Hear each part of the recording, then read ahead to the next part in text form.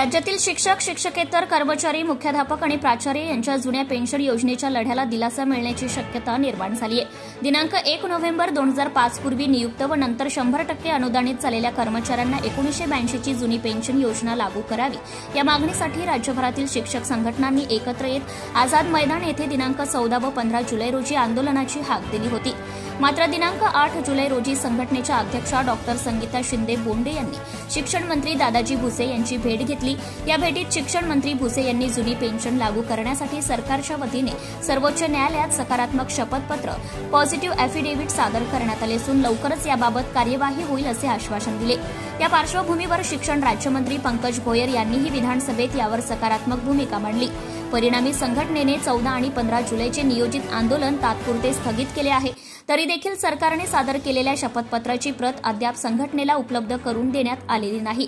त्यामुळे राज्यभरातील शिक्षक वर्गात याबाबत उत्सुकता आणि चिंता वाढली आहे।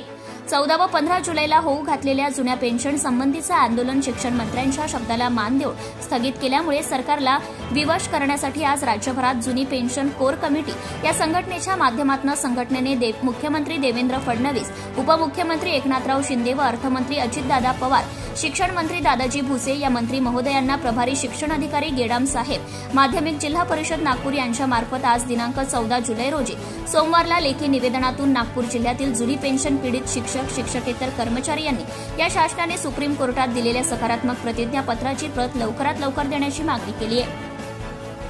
निवेदन देताना प्रामुख्याने जुनी पेन्शन कोअर कमिटी शिक्षक संघटनेतील ज्ञानेश्वर गलांडे यांच्या प्रमुख नेतृत्वात राजू शिवणकर, संजय राऊत, देवेंद्र मेंढे, हरीश बाविस्कर, संजय अंभोरे, जनार्दन खिरवार, देविदास शंभरकर, दोमेश्वर मते, सुनंदा बालपंडे, रंजना दोनटकर, देवेंद्र खराटे, देवेंद्र बोरकर आदी कर्मचारी उपस्थित होते।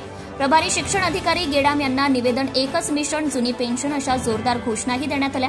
यावेळी उपस्थित प्रभारी शिक्षण अधिकारी गेडाम साहेबांनी आजच्या आजच निवेदन मंत्री महोदय यांना पाठवण्याची ग्वाही सुद्धा दिली आहे। लेखी निवेदनातील मागणीची पूर्तता न झाल्यास 26,000 शिक्षक, प्राचार्य आणि कर्मचारी जलसमाधी आंदोलन छेडतील असा इशाराही संघटनेतर्फे निवेदनातून देण्यात आला आहे। हे मात्र विशेष।